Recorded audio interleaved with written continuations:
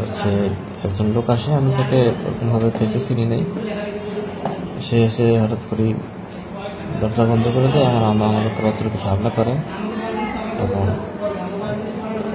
বের করে আমাদের স্টাফরা হামলার শব্দ পেয়ে দরজা ভাঙে, দরজা ভেঙে ভিতরে ঢোকে।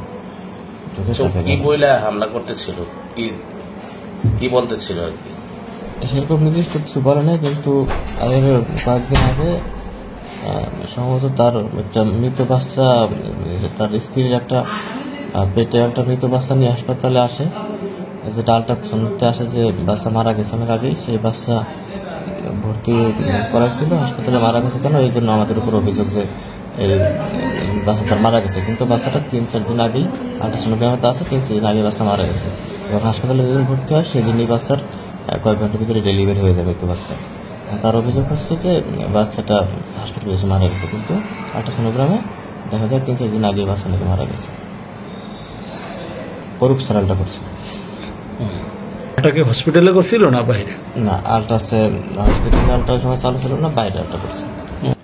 10 জুন আজ সকালবেলা কোটালীপাড়া উপজেলা স্বাস্থ্য কমপ্লেক্সের জরুরি বিভাগে কর্তব্যরত চিকিৎসকের উপর এক দুর্বৃত্ত হামলা করে এবং অন্যান্য যে রোগীরা ছিল তাকে আটক করে। পরবর্তীতে আমরা থানায় যোগাযোগ করে পুলিশের মাধ্যমে তাকে গ্রেপ্তার করছে। বর্তমানে সে থানায় হেফাজতে আছে এবং তার নামে প্রচলিত আইন অনুযায়ী, প্রচলিত ধারা অনুযায়ী তার নামে মামলা হবে।